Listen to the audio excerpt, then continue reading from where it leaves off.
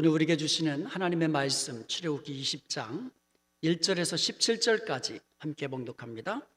하나님이 이 모든 말씀으로 말씀하여 이르시되 나는 너를 애굽 땅 종 되었던 집에서 인도하여 낸 내 하나님 여호와니라. 너는 나 외에는 다른 신들을 내게 두지 말라. 너를 위하여 새긴 우상을 만들지 말고 또 위로 하늘에 있는 것이나 아래로 땅에 있는 것이나 땅 아래 물속에 있는 것에 어떤 형상도 만들지 말며 그것들에게 절하지 말며 그것들을 섬기지 말라. 나 내 하나님 여호와는 질투하는 하나님인즉 나를 미워하는 자의 죄를 갚되 아버지로부터 아들에게로 3, 4대까지 이르게 하거니와 나를 사랑하고 내 계명을 지키는 자에게는 1000대까지 은혜를 베푸느니라. 너는 내 하나님 여호와의 이름을 망령되게 부르지 말라. 여호와는 그의 이름을 망령되게 부르는 자를 죄 없다 하지 아니하리라. 안식일을 기억하고 거룩하게 지키라. 엿새 동안은 힘써 내 모든 일을 행할 것이나 일곱째 날은 내 하나님 여호와의 안식일인즉 너나 내 아들이나 내 딸이나 내 남종이나 내 여종이나 내 가축이나 내 문 안에 머무는 객이라도 아무 일도 하지 말라. 이는 엿새 동안에 나 여호와가 하늘과 땅과 바다와 그 가운데 모든 것을 만들고 일곱째 날에 쉬었음이라. 그러므로 나 여호와가 안식일을 복되게 하여 그날을 거룩하게 하였느니라. 내 부모를 공경하라. 그리하면 내 하나님 여호와가 내게 준 땅에서 내 생명이 길리라.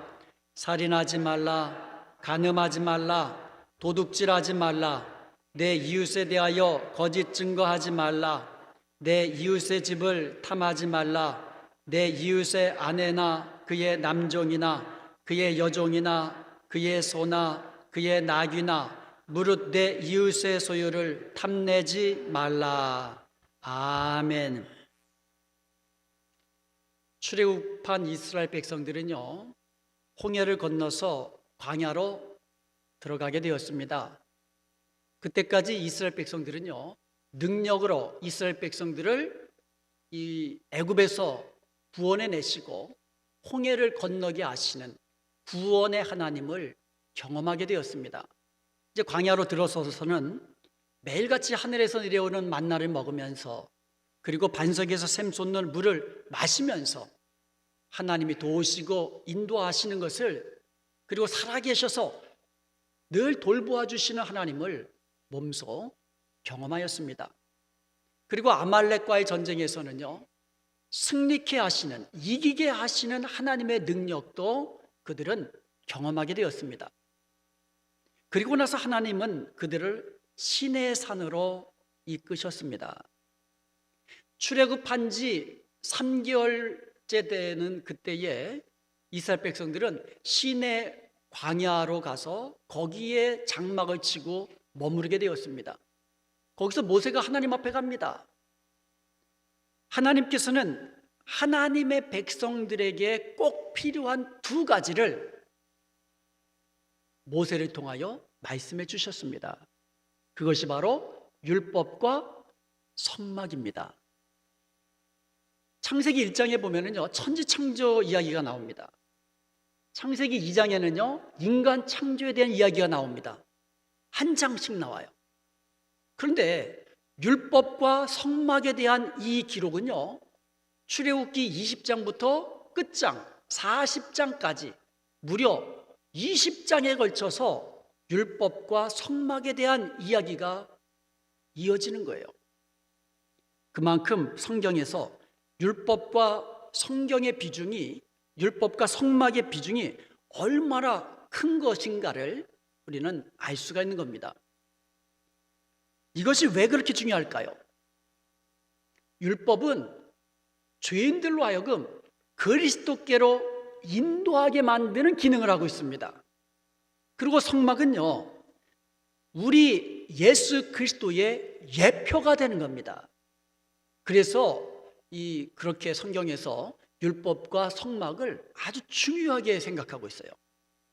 그러므로 오늘과 다음 주일을 통하여 율법과 성막을 통하여 하나님께서 우리에게 주시는 음성 듣기를 원합니다. 오늘은 율법에 대해서 살펴보겠습니다. 시내 광야에서 모세가 하나님 앞에 올라가니까 하나님께서 산에서 그에게 말씀하셨습니다. 출애굽기 19장 5절과 6절입니다. 세계가 다 내게 속하였나니 너희가 내 말을 잘 듣고 내 언약을 지키면, 조건이죠. 너희가 내 말을 잘 듣고 내 언약을 지키면 축복을 주시겠다 그랬는데, 우리가 잘 아는 축복이에요. 너희가 내 소유가 되겠다. 너희가 나 하나님의 제사장의 나라가 되겠다. 그리고 너희가 바로 거룩한 나의 백성이 되겠다. 이러한 축복의 약속을 해주십니다. 사탄도 약속 잘해요. 예수님께 나에게 절하면 이 천하 영광을 다 주겠다고. 약속은요 사탄만큼 잘하는 그와 같은 이 존재가 없어요. 근데 전부 다 거짓말이에요. 왜 그렇습니까? 자기 게 없거든요. 줄 게 있어야, 나한테 다른 사람에게 줄 게 있어야 주겠다고 그러는데, 사탄은 자기 게 아무것도 없으면서도 주겠다고 얘기하는 거예요. 권세 주겠다, 영광 주겠다, 물질 주겠다. 나에게 와서 내게 절하고 나만 섬겨라. 다 뭐예요? 거짓말이죠. 그런데 하나님은 모든 세계가 다 내게 속하였다. 모든 세계, 부와 귀와 영광, 권세, 모든 것이 주님께 있는 것을 믿으시길 축원드립니다. 그 하나님 여호와가 말씀하시는 거예요. 내 말을 잘 듣고 내 언약을 지키면 이제 너희는 내 소유가 되겠다. 내가 지키겠다. 너희는 제사장의 나라가 되겠다. 그리고 너희는 거룩한 나의 백성이 될 것이다. 이렇게 약속해 주신 것입니다. 이 말을 들은 백성들은 일제히 대답합니다. 여호와께서 명령하신 대로 우리가 다 지켜 행하겠습니다. 한번 생각해 보세요. 지금까지 하나님의 능력 받잖아요. 구원의 하나님 받습니다. 능력의 하나님 받습니다. 지키시고 인도해 주시고 함께 하시며 도우시는 하나님을 보았습니다. 승리케 하시는 하나님을 경험했습니다. 그 하나님의 말씀만 지키면 우리가 이렇게 복을 누리고 승리하는 인생을 살겠구나. 우리가 다 지켜 행하겠습니다. 이렇게 하나님 앞에 고백한 겁니다. 그렇게 해서 하나님께서는 모세를 통하여 주신 율법들이 있습니다. 십계명을 주시고 그 밖에 이스라엘 백성들이 지켜야 할 여러 가지 율례들을 허락해 주신 것입니다. 여기서 중요한 것은요, 하나님께서 율법을 주신 시점입니다. 언제 율법을 주셨는가? 오늘 본문 출애굽기 20장 2절에 보면 하나님은 십계명을 주시면서 먼저 자신을 계시해 주십니다. 나는 너를 애굽 땅 종되었던 집에서 인도하여 낸 네 하나님 여호와니라. 내가 너희를 애굽 땅에서 구원해 낸 너희 하나님 여호와다. 자, 시점이 언제입니까? 율법을 주신 시점은 이스라엘 백성들이 애굽에서 구원받은 이후에 율법을 받았다는 사실이에요. 이것이 대단히 중요합니다. 여러분, 우리가 율법을 지킴으로써 구원받는 것이 아니에요. 우리의 구원은 오직 하나님의 은혜로만, 예수 그리스도를 믿음으로만 구원을 얻게 되는 줄로 믿습니다. 성경은 분명히 이야기합니다. 율법을 지킴으로써 의롭게 될 육체는 한 사람도 없다고. 의인은 없나니 하나도 없으며. 율법으로 의롭다함을 얻고 구원을 얻을 육체는 한 사람도 없습니다. 오직 예수 그리스도를 믿음으로 얻게 되는 줄로 믿습니다. 그런데 왜 하나님께서는 율법을 주셨을까요? 율법을 통하여 구원받는 것이 아니라면 왜 율법을 주셨을까요? 첫째로, 율법은 죄를 죄로 여기도록 하기 위함입니다. 로마서 5장 13절에 보면 죄가 율법 있기 전에도 있었으나, 여러분, 죄는요 율법 이전에도 있었습니다. 그런데 율법을 주신 목적은 율법이 없을 때에는 죄를 죄로 여기지 아니하였느니라. 즉 율법은 죄를 죄로 여기게 만드는 기능을 하는 겁니다. 둘째로 죄를 깨닫게 하도록 하기 위함입니다. 로마서 3장 20절에 보면 그러므로 율법의 행위로는 그의 앞에 의롭다함을 얻을 육체가 없나니 율법으로는 죄를 깨달음이니라. 율법이 있어야 내가 죄인이라는 사실을 깨달을 수 있다는 거예요. 아니 거울을 봐야 내 얼굴에 무엇이 묻었는지를 알 수가 있잖아요. 율법이 있어야 내가 죄로 더러워진 사람이라는 것을 알 수가 있다는 거예요. 그리하여 궁극적으로 죄인을 그리스도께로 인도하여 우리로 하여금 믿음으로 의롭다함을 얻게 하기 위함인 것입니다. 갈라디아서 3장 24절에 보면 이같이 율법이 우리를 그리스도께로 인도하는 초등교사가 되어 우리로 하여금 믿음으로 말미암아 의롭다함을 얻게 하려 함이라. 이렇게 말씀하고 있어요. 그러니까 율법이라는 것은 우리를 그리스도께로 인도하는 초등교사다. 그래서 우리로 하여금 믿음으로 의롭다함을 얻게 하기 위함이다. 이게 율법의 주신 궁극적인 목적입니다. 여기서 율법은요, 우리를 그리스도께로 인도하는 초등교사다. 그 전에 개역 성경에서는 이제 몽학 선생이다 이렇게 번역해 놓았죠. 여기서 초등교사라는 말의 헬라어가 파이다고고스예요. 이 말은 아이라는 말, 파이스라는 말하고 인도자라는 말, 아고고스라는 두 단어를 합성한 거예요. 아이라는 말하고 인도자, 이 두 단어를 합성한 말이 파이다고고스, 초등교사라는 말입니다. 이 말은요, 로마의 귀족들이 자기의 자녀들을 그 그리스도의 철학자들, 그 지혜로운 자들에게 이 파이다고고스, 즉 초등교사로 맡긴 겁니다. 일종의 가정교사지요. 그래서 이 가정교사는요, 어린 아이들에게 초등학문도 가르쳤어요. 그리고 기본적인 의복, 식사, 행동, 예절, 이런 것들도 다 가르치면서 돌보아 준 겁니다. 그러므로 이들은요, 아이들이 성인이 될 때까지 아이들을 돌봐주면서 초등학문을 가르쳤던 사람, 이게 바로 초등교사예요. 국민학교 교사를 말하는 게 아니에요. 그 가정에서 상주하면서 아이들을 돌봐주면서 초등학문도 가르치고 여러 가지 자라는 데 있어서 알아야 필요한 것 여러 가지들을 가르치는 사람, 이것을 이 파이다고고스다 이렇게 이야기하는 거예요. 율법은요, 하나님의 법으로서 그 자체는 거룩하고 완전하고 선한 것입니다. 그런데 동시에 그 누구도 율법을 온전히 지킬 수가 없는 것이에요. 율법으로 의롭게 될 사람은 한 사람도 없습니다. 그래서 율법은 죄를 죄로 여기고 또 죄를 깨닫게 하여서 우리는 내 죄로 인해서 나는 소망 없는 사람이라는 것을 깨닫고 그리스도께로 우리를 인도하여서 주님을 믿음으로, 예수님을 믿음으로 우리로 하여금 의롭게 되도록 이런 기능을 하고 있는 것이 율법이라는 겁니다. 율법 자체를 지킴으로 의롭다 하는 것이 아니라 그런 사람은 없어요. 아무도 율법을 지킬 수 있는 사람이 없거든요. 온전히 의롭게 만드실 수 있는 예수 그리스도께로 인도하는 기능을 하는 것이 율법이다, 이렇게 말씀하고 있는 겁니다.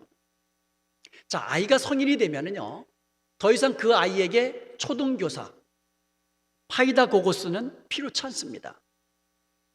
갈라디아서 3장 25절에 보니까 믿음이 온 후로는 우리가 초등교사 아래에 있지 아니하도다, 이렇게 이야기하고 있어요.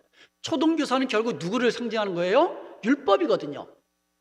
믿음이 온 후로는, 그리스도께서 오신 이후로는 우리는 더 이상 율법 아래, 초등교사 아래 있지 않다라고 선언하고 있습니다. 그렇다면 예수님을 믿고 구원받은 우리에게 더 이상 율법이 필요치 않다는 말일까요? 이것에 대해서 성경은 우리에게 무엇이라 말씀하고 있을까요? 출애굽기 20장부터 23장까지 하나님께서는 하나님의 백성들이 지켜야 할 율례들을 말씀하셨는데 크게 세 종류입니다. 첫 번째가 제사법, 정결법, 절기법, 음식과 의복법 이런 데야. 그러니까 의식법이에요. 의식법. 이 의식법은요, 예수 그리스도께서 완전한 제물이 되시고 제사장이 되심으로 말미암아 더 이상 우리에게 필요치 않은 거예요. 우리가 더 이상 제사 드릴 필요 없잖아요. 뭐 유월절이니 뭐 이런 절기들 우리가 그 절기대로 지키지 않잖아요. 그 다음에 음식, 뭐는 먹어도 된다, 먹지 않아야 된다, 의복은 어떻게 입어야 된다, 우리 그런 거 개의치 않잖아요. 두 번째로 재판을 위한 각종 법들을 정한 시민법이 있습니다. 이것은요, 당시 구약 그 이스라엘 백성들에게 필요한 각종 재판에 필요한 그와 같은 이 규범들이에요. 그렇기 때문에 오늘 이 세대를 살아가고 있는 우리들에게는 그대로 적용할 수가 없는 거예요. 그래서 그것은요, 그 시민법은요, 그 법의 정신과 원리를 찾아서 오늘 우리에게 맞도록 적용해야 하는 거예요. 그리고 세 번째로 십계명으로 대표되는 도덕법이 있습니다. 이것은 하나님의 성품을 보여주고 있는 것으로 변하지 않는 율법입니다. 십계명은요, 변하지 않는 율법이에요. 어떤 사람은요, 십계명도 폐하해졌기 때문에 지킬 필요 없다라고 말하는 사람이 있는데요, 그렇게 주장하는 사람이 있는데요, 이것은 잘못된 주장입니다. 왜냐하면 예수님께서 이에 대해서 대답을 해주셨는데요, 마태복음 5장 17절에서 18절에 보면 내가 율법이나 선지자들을 폐하러 온 줄로 생각하지 말라. 폐하러 온 것이 아니라 완전하게 하려 함이라. 진실로 너희에게 이르노니 천지가 없어지기 전에 율법의 1.1획도 결코 없어지지 아니하리라.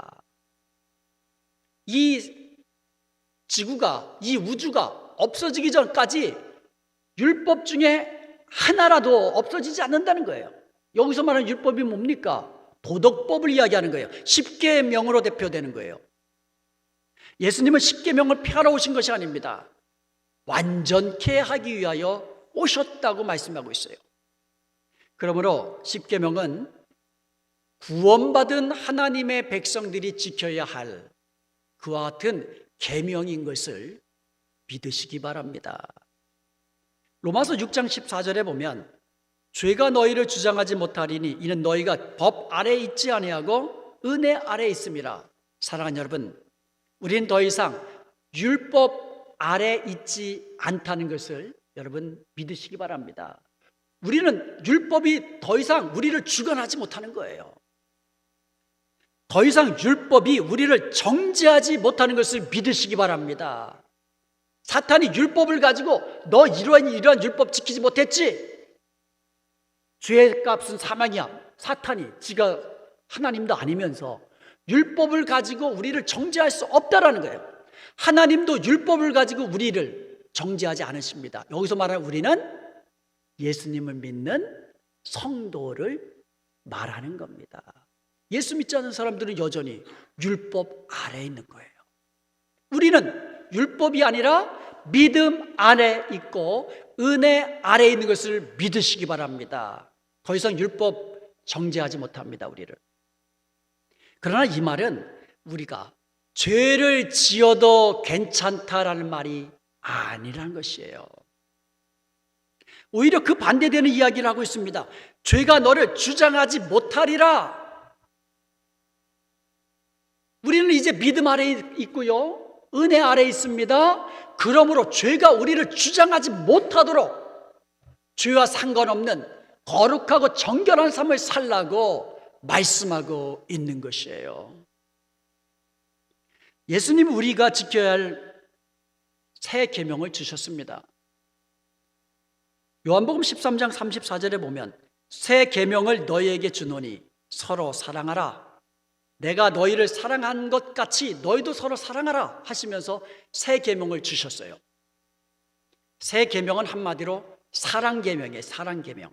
하나님을 사랑하고 내 이웃을 사랑하라. 이 사랑 계명이에요.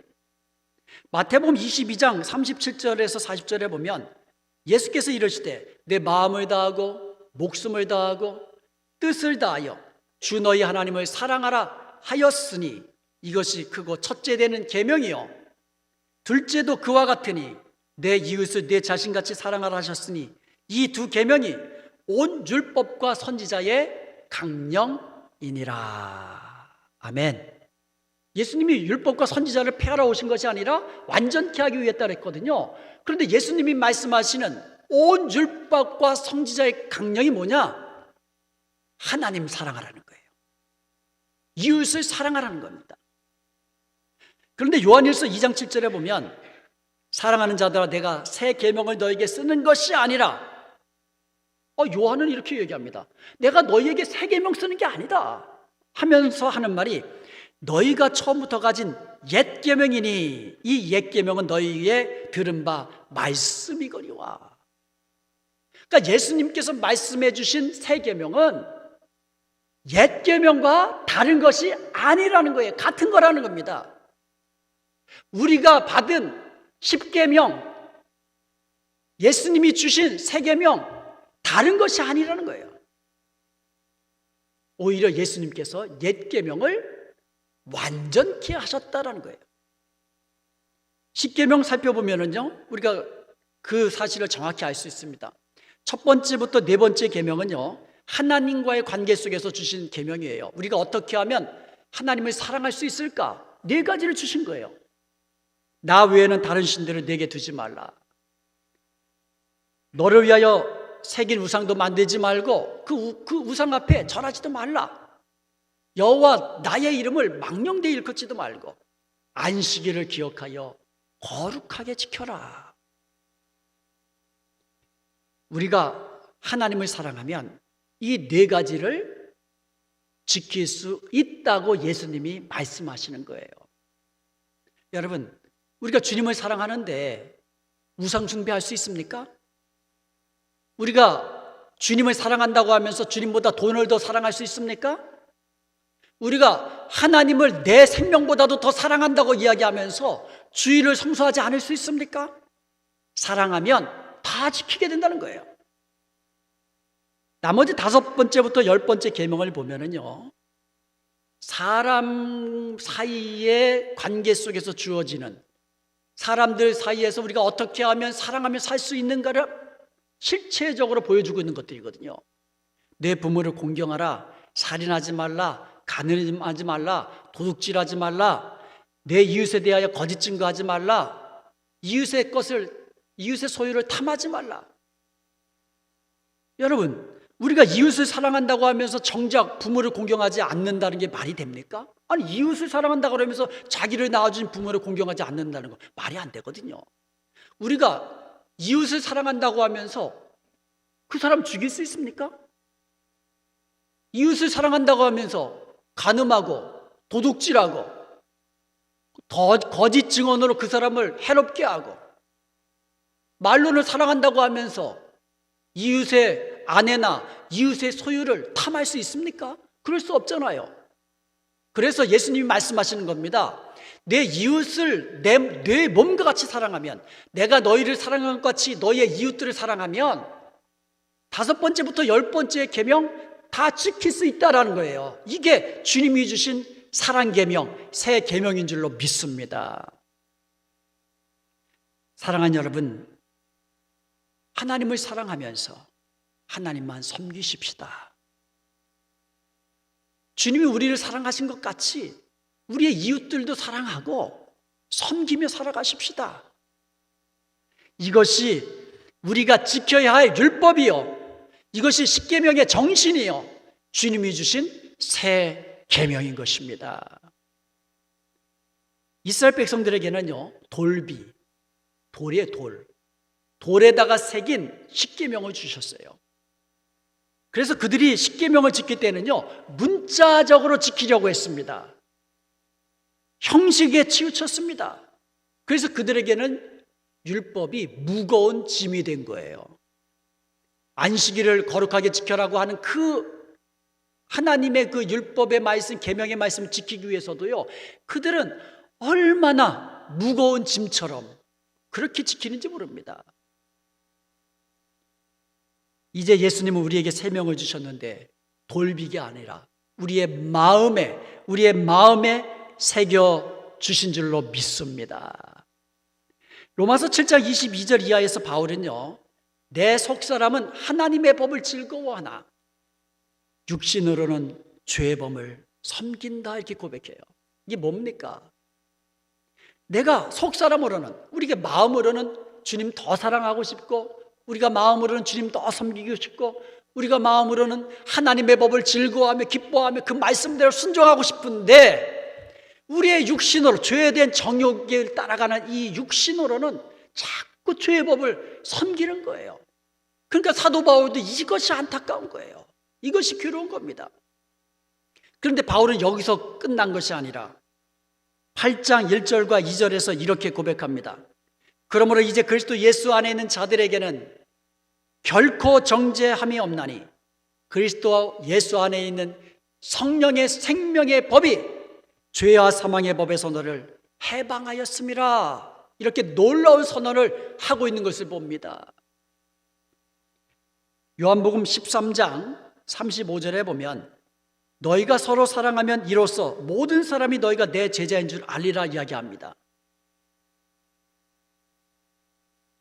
우리가 예수님을 믿는 하나님의 자녀들이에요.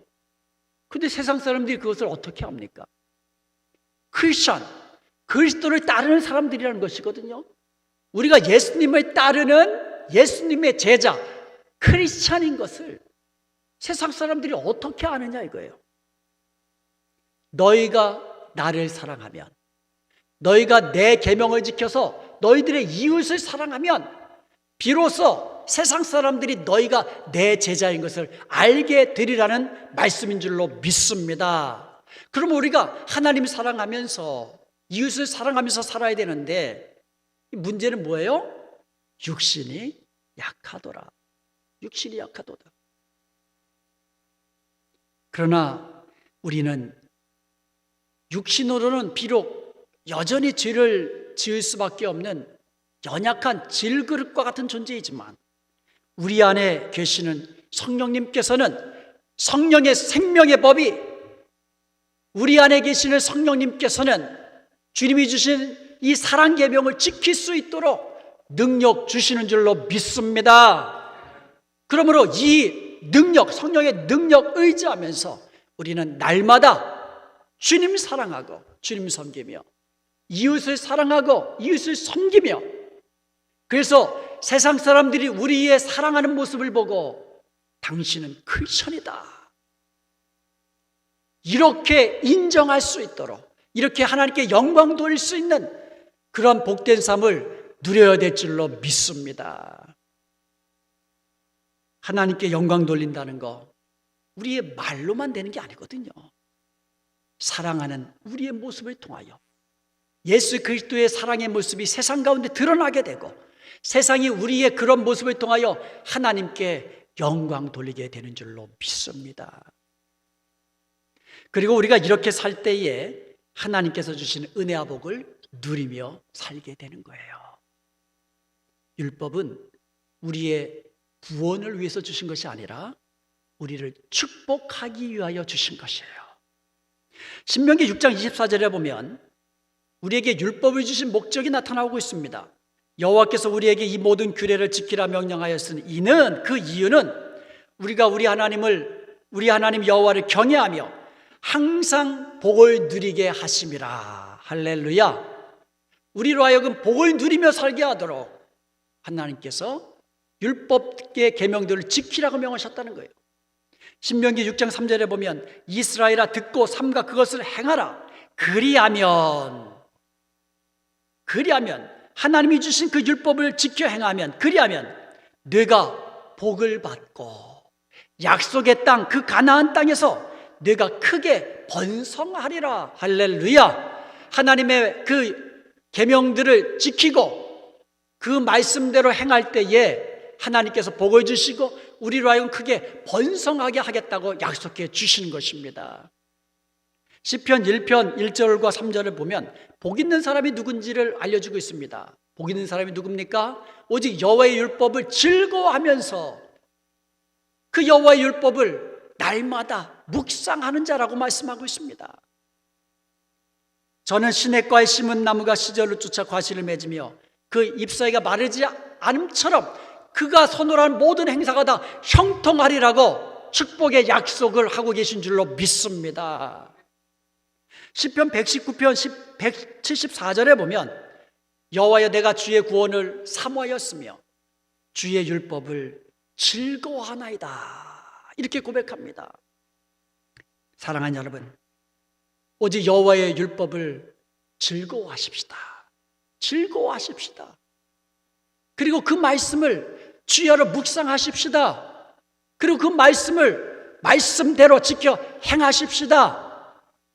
그리할 때에 시냇가에 심겨진 나무같이 형통한 삶을 사는 여러분이 되시기를 주님의 이름으로 축원드립니다. 기도하시겠습니다.